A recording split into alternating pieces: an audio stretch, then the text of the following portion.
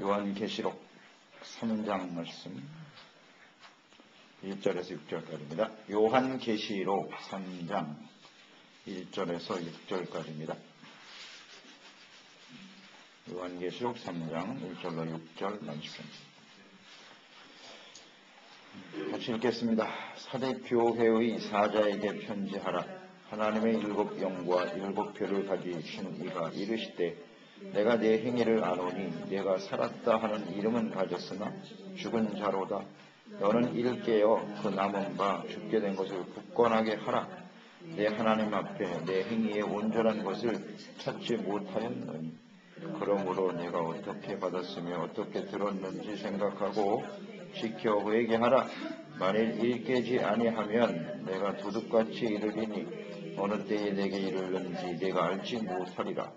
그러나 사대에 그 옷을 더럽히지 아니한 자 몇 명이 내게 있어 흰옷을 입고 나와 함께 다니리니 그들은 합당한 자인 연고라.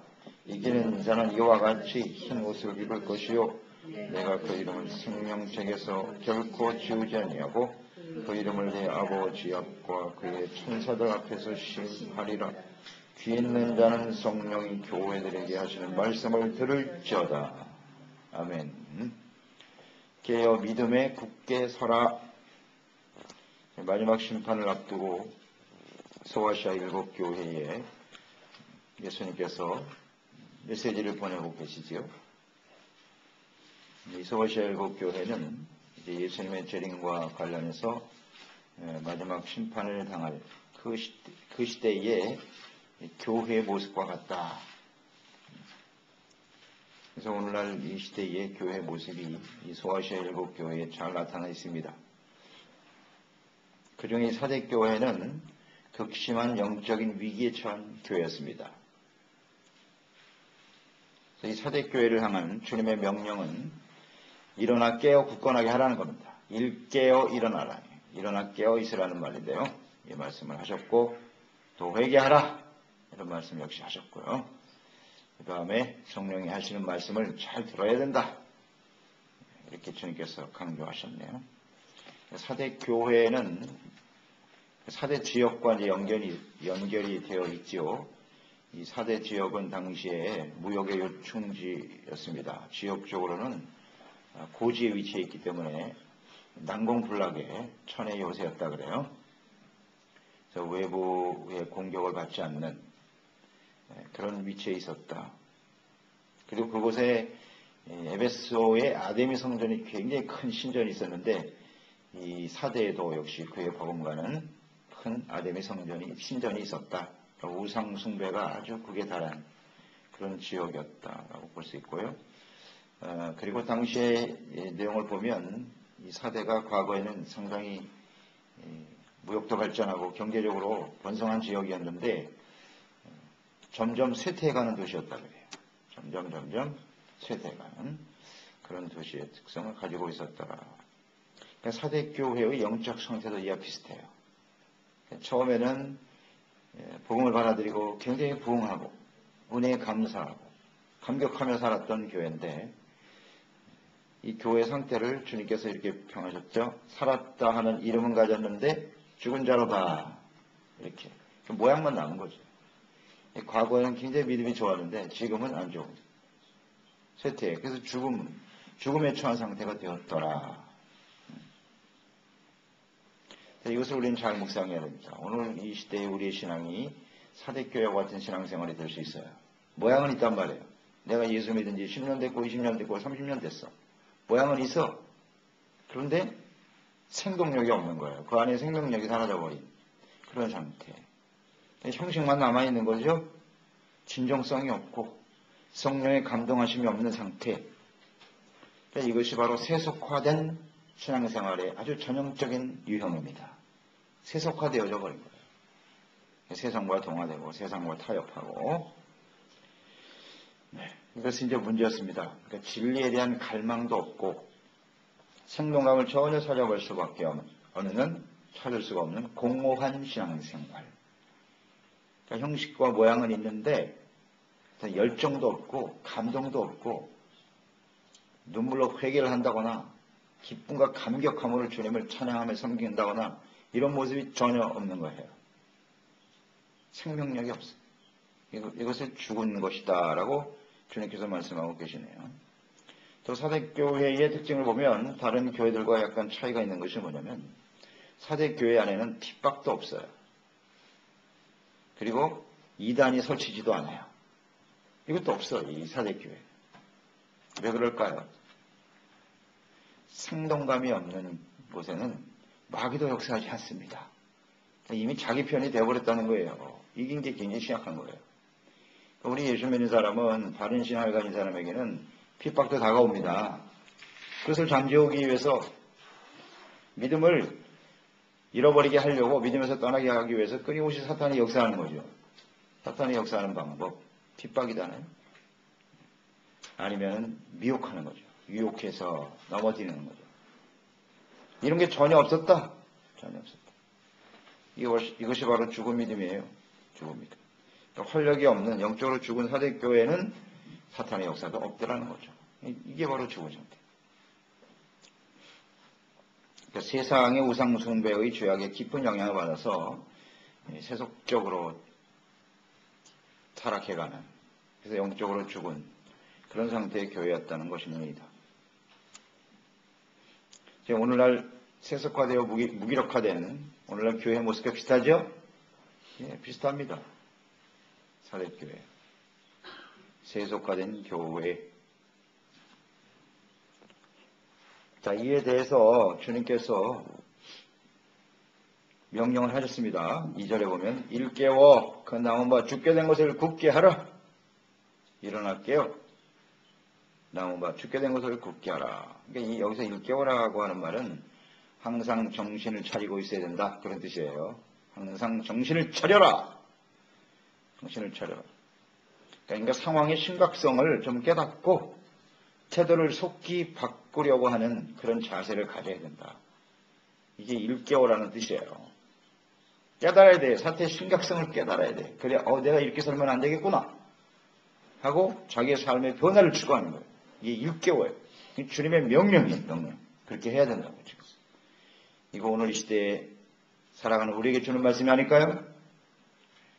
사태의 심각성을 인식을 해야 태도가 변화가 되겠죠. 이게 바로 정신을 차리라고 하는 뜻이에요. 얼마나 심각한 상태에 우리가 놓여 있는가 이런 것을 우리가 좀 생각하면서 정신을 차리지 못하고 그대로 내버려두면 결국 영원히 죽음에 처하게 되겠죠. 그래서 우리는 항상 우리의 영적 상태를 잘 점검하고 깨닫는 사람들이 되어야 하겠습니다. 근데 이게 깨달아지지 않는 것이 문제지. 이게 얼마나 심각한 일인가를 깨달을 수 있으면 얼마나 좋을까. 그래서 남은 바 죽게 된 것을 굳게 붙잡아라. 남은 것은 무엇일까요? 처음에 주셨던 하나님의 은혜죠. 믿음으로 말미암아 구원에 이르게 하신 복음으로 말미암아 믿음으로 구원받은 믿음과 구원이라고 보면 되겠죠. 우리 가장 기본적인 하나님이 주는 은혜와 축복, 우리가 절대로 놓쳐서는 안 될 믿음과 구원, 이것을 굳게 잡으라고 외치고 계십니다. 우리 구원을 잘 지켜가는 건 매우 중요합니다. 빌립보서 2장 12절에 말씀하고 있죠. 그러므로 나의 사랑하는 자들아, 너희가 나 있을 때뿐 아니라 더욱 지금 나 없을 때에도 항상 복종하여 두렵고 떨림으로 너희의 구원을 이루라. 그랬어요. 이 구원은 천국 들어갈 때 완성되는 것이라고 그랬습니다. 그래서 믿음과 구원을 굳게 붙들어야 돼요. 지켜가야 돼요. 지켜가야 돼요. 두렵고 떨림으로 그랬거든요. 사도 바울의 마지막 고백을 아시죠? 마지막 어떤 고백을 했다고요? 나의 달려갈 길을 다 달려갔고 그 다음에 뭘 지켰어요? 믿음을 지켰으니. 그래요. 마지막까지 우리가 지켜야 될 건 믿음이에요. 예수 그리스도로 말미암아 주어진 구원의 은혜, 구원의 믿음. 예수 그리스도가 하나님의 아들이요 그리스도요 우리에게 영원한 생명이 있다고 하는 생명의 부활로 주 앞에 서게 될 것을 굳게 믿고 믿음을 끝까지 붙잡아야 됩니다. 그래서 우리 올 2013년 새해 표가 깨어 믿음에 굳게 서자.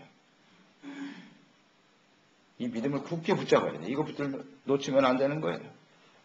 자, 그러면 3절에 우리가 일깨워서 일어나 깨어 믿음을 굳게 잡기 위해서 해야 될 일이 무엇입니까? 3절에 나와 있죠. 내가 어떻게 받았으며 들었는지 생각하고 지켜 회개하라.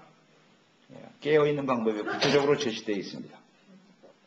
듣고 받아들인 복음의 말씀이죠. 말씀이에요. 복음의 말씀을 어떻게 하래요? 먼저 생각하라. 생각과 마음을 지키는 것이 깨어있는 겁니다. 깨어있다라고 하는 것은 생각과 마음을 새롭게 하는 거예요. 그리고 이제 생각하면 깨달아지니까 일깨워라는 말이 바로 그거는 정신을 차리라는 얘기니까 주님의 말씀을 잘 복음의 말씀을 듣고 처음에 내가 그 말씀을 통해서 어떻게 믿고 어떻게 구원을 받았는지 우리에게 가르쳐주신 하나님의 말씀을 잘 생각하란 말이죠. 그래서 우리는 하나님의 말씀을 들을 때 이렇게 좀 정신을 차리고 생각을 분명히 하고 하나님의 말씀을 들어야 되겠습니다. 아무 생각 없이 말씀을 들으면 안 된단 말이에요.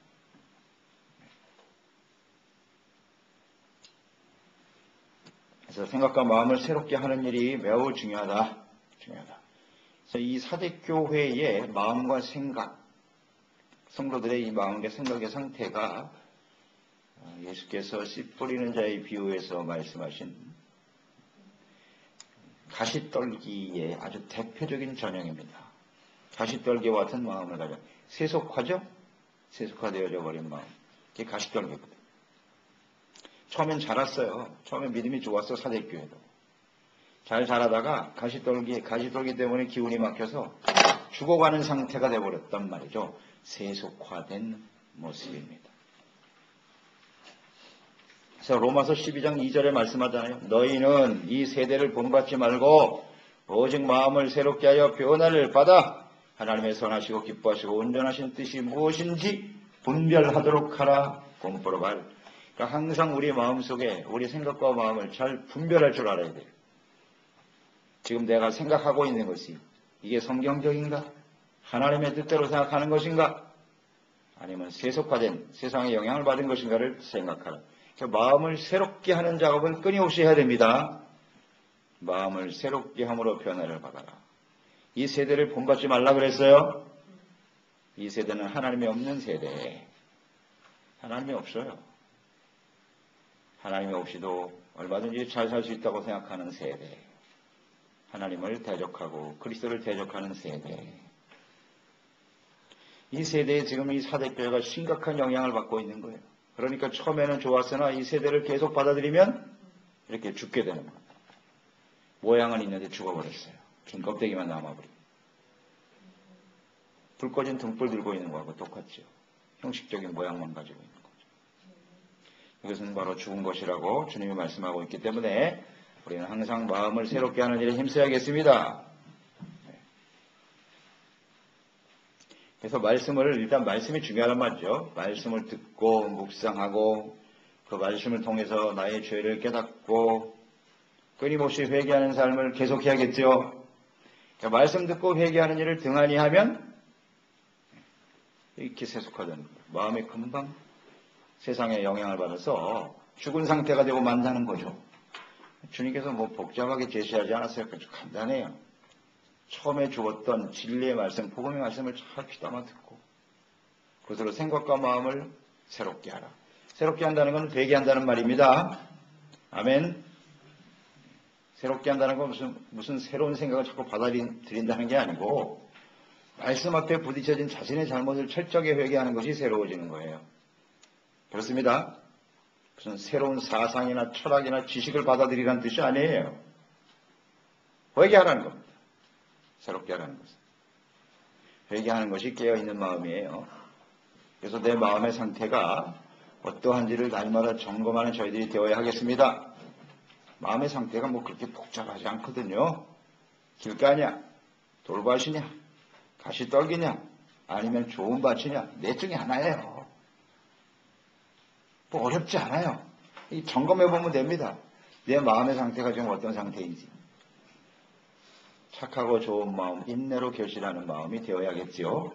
그러니까 끊임없이 말씀을 통해서 기경하는 거예요. 우리의 마음이 그냥 내버려 두면 반드시 돌발 길가 되고 말아요. 가시떨기 될 수밖에 없어요. 그대로 방치해두면. 물을 지킬 만한 것보다 내 마음을 지켜라. 생명의 근원이 이에서 나느니라. 아멘입니다. 마음을 지키는 방법이 뭐라고요? 우리가 깨어 일어나는 방법이 뭐라고요? 말씀을 듣고 회개하라. 간단하잖아요. 뭐가 어려워 이렇게. 말씀을 듣지 않으면 회개할 수도 없고요. 그게 깨어있다라고 하는 뜻이 뭐냐는 거예요. 도대체. 맨날 잠 안 자고 그냥 나와 있으라는 얘기가 아니에요. 말씀을 듣고 끊임없이 회개. 이것이 깨어있는 사람이다. 그래야 우리의 마음이요. 착하고 좋은 마음이 될 수가 있어요. 그곳에 이제 열매가 나타나겠죠.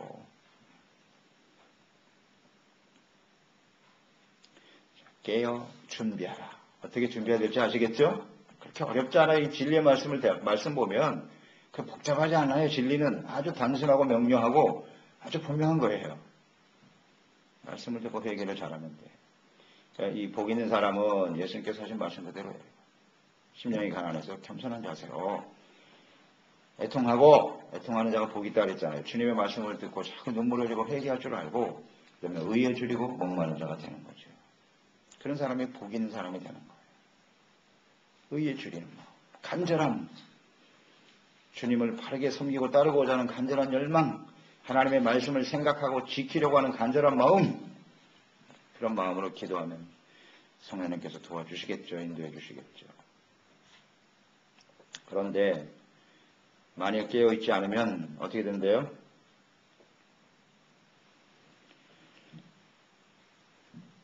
주님께서 만일 인기지 아니하면 내가 도둑같이 이르리라. 그래요. 주님께서 이렇게 갑자기 오신단 말이에요. 예기치 않은 그때에 갑자기 오시기 때문에 언제 이를지 내가 알지 못한다. 예수님의 재림에 참여할 수가 없다는 거예요. 이렇게 깨어있지 않으면 맞이할 수가 없다. 예수님의 재림에 참여하지 못하면 심판 가운데 떨어지는 거죠. 알고가 아니면 죽종이니까. 주님께서 좀 교회에게 하시는 말씀이라는 거 항상 우리는 주목해야 합니다. 불신자가 아니에요. 교회, 성도들에게 하는 말씀입니다. 어제 우리가 여천의 비유에도 배웠습니다만 같이 등불을 들고 있었지만 불 꺼진 등불은 불신자와 똑같아요. 열매가. 버려져요. 참여할 수가 없다는 거예요. 이게 주님의 가르침이에요. 이왕 우리가 하나님 믿고 예수 믿으려면 마지막 순간까지 주님의 영광에 참여하는 사람이 되어야겠지요. 마지막에 웃는 사람이 최후의 승리자가 되는 거예요. 처음에 과거에 내가 옛날엔 잘 믿었어. 사대교회가 그 특징이거든요. 옛날 신앙에 사로잡혀서 내가 옛날에 봉사도 많이 하고 주님을 잘 섬겼고 지금은 어떤데? 지금이 더 중요한 거예요. 그래서 우리는 새해를 시작할 때마다 지난 건 빨리 잊어버려야 돼요. 내가 옛날에 무슨 일을 했고 상관없어요. 언제나 새로운 출발점에 선다는 마음으로. 그래서 하나님이 날짜를 정해주신 거 아닙니까? 새로운 마음으로 살아가라고. 위에서 부르시는 부름의 상을 쫓아 푯대를 분명히 세우고 하나님의 나라의 영광을 바라보면서 오실 주님을 기대하고 소망하면서 달려가는 저희들이 되어야 하겠습니다. 근데 4절에 보면 다 그런 건 아니었다는 거예요. 그 사대에 옷을 더럽히지 아니한 자 몇 명이 내게 있어. 몇 명입니다. 그래도 몇 명이 있다는 게 참 다행이네요. 몇 명 안에 들어가야 되겠죠.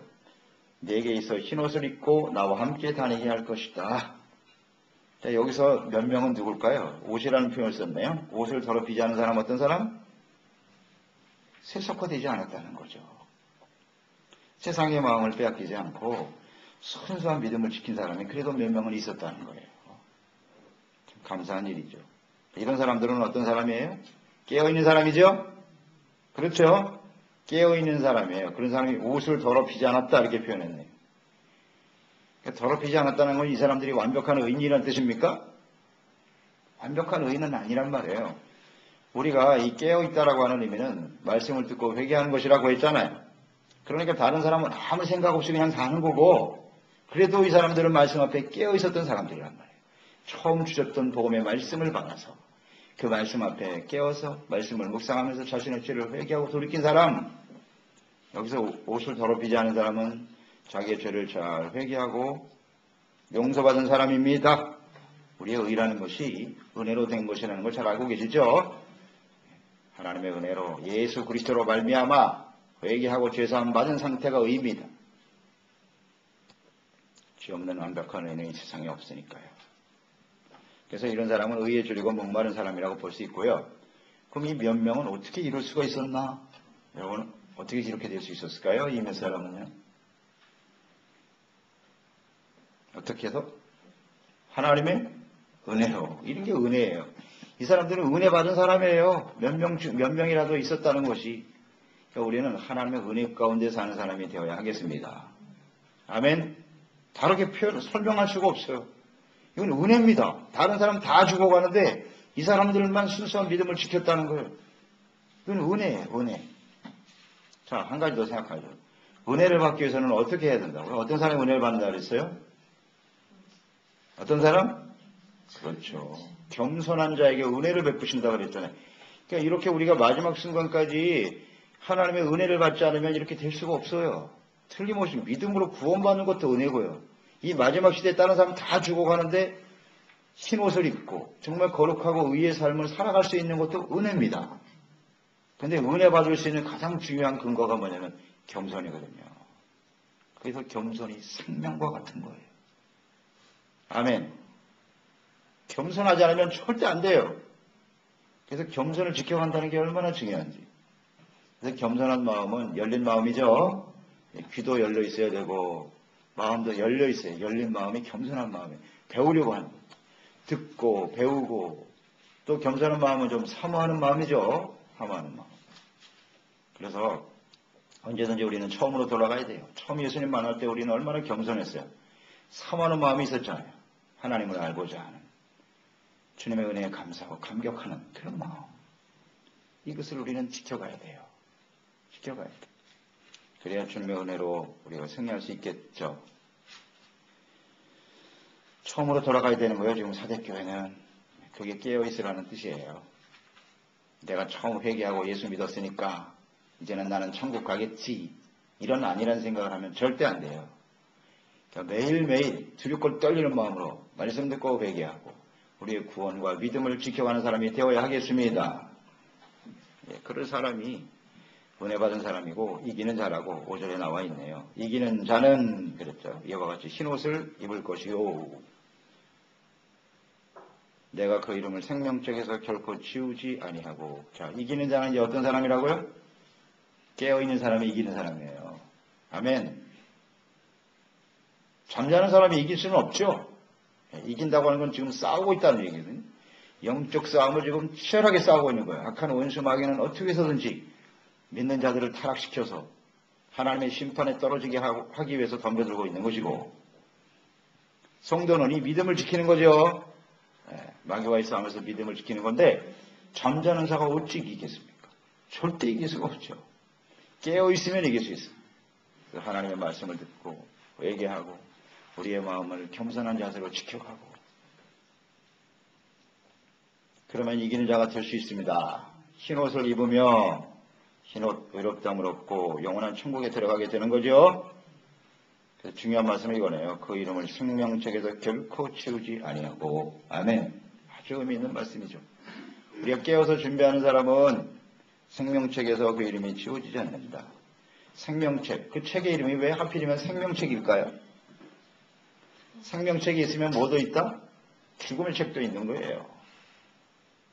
생명, 영생 아닙니까? 영원한 생명을 얻는 사람들의 이름이 기록된 것이기 때문에 생명책인 거예요. 이 책에 기록되지 못한 사람은 다 죽는 거예요. 영원한 죽음이에요. 영벌로 떨어지는 거예요. 이 생명이 있는 사람은 복음의 말씀을 듣고 언제나 순수한 마음으로 하나님의 말씀을 듣고 회개하고 돌이켜서 그 일을 사모하고 생동감이 있는, 언제나 이 마음속에 생동감이 있어야 돼요. 눈빛이 살아있고 내가 무엇을 어떻게 해야 되고 내가 그리스도인으로서 내가 해야 할 일이 무엇인가 이 분명히 알고 사는 사람이죠. 사대교와 같이 그냥 흐리멍텅해가지고 생각도 없고 그냥 사는 거예요. 이게 정말 심각한 거예요. 생명책의 이름 결코 지우지 않는다는 뜻은 무슨 뜻이에요? 지워질 수도 있다는 얘기네요. 그죠? 결코 지우지 않는다는 거예요. 지워지는 사람도 있대. 이거 뭐 하나님의 말씀이니까. 우리가 여기에 대해서 이의를 제기할 수 없어요. 결코 지우지 않겠다라는 말씀은요. 자, 마지막까지 우리의 이름이 기록돼야 돼요. 그리고 또 하나 이 말씀하셨죠. 내 아버지 앞과 그의 천사들 앞에서 그의 이름을 어떻게 한다고요?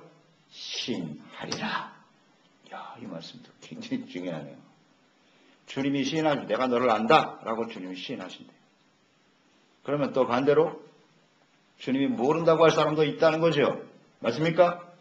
우리도 뭐 여러 번 묵상했지 않습니까?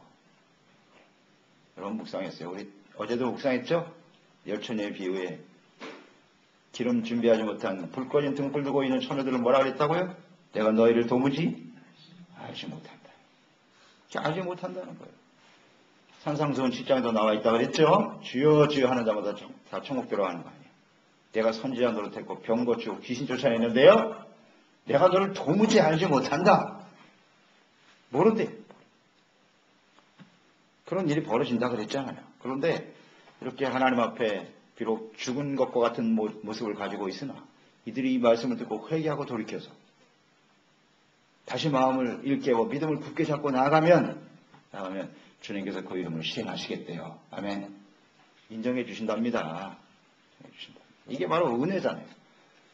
사대교회와 같은 상태가 오늘 우리의 시대라고 우리의 모습이라고 생각하면 맞아요. 오래 믿을수록 사대교회 될 가능성이 훨씬 큰 거예요. 확률이 점점 높아져. 그렇기 때문에 형식과 모양을 버리고 하나님의 말씀에 귀를 기울이고 회개하고 돌이켜서 우리의 마음을 이 세상에 빼앗기지 말고 순수한 믿음을 지켜가는 저희들이 되었으면 좋겠습니다. 기도하겠습니다. 하나님 아버지, 오늘도 주님께서 이 한 해를 살면서 깨어서 준비하라고 주님 말씀하시는데요. 깨어 준비한다고 하는 것은 구체적으로 어떤 모습인가? 오늘 말씀을 통해서 잘 깨우쳐 주십니다. 그렇습니다. 이 깨어 있으라는 건 정신을 차리라는 겁니다. 생각과 마음을 지키라는 것입니다. 이 세속화의 물결이 거세게 지금 교회 안에 밀려 들어오고 있어요. 우리의 마음과 생각 속에 말이죠. 이 세대가 하나님이 없는 세대의 생각이나 사상권, 삶의 모습들이 끊임없이 우리에게 영향을 주고 있는 상태인데요. 너무나 심각하죠. 이 세속화의 상태가. 여기서 우리는 사대교회의 흰옷을 입은 몇 명과 같이 하나님의 은혜로 겸손한 마음으로 우리의 마음을 잘 지켜 끝까지 믿음을 지켜서 하나님의 생명책에 그 이름이 지워지지 않는 저희들이 되게 해주시고 하나님 앞에 온전한 모습으로 설 수 있도록 주님께서 은혜를 주시고 성령의 감동하심과 인도하심으로 은혜를 베풀어 주옵소서. 예수님의 이름으로 기도드려옵나이다.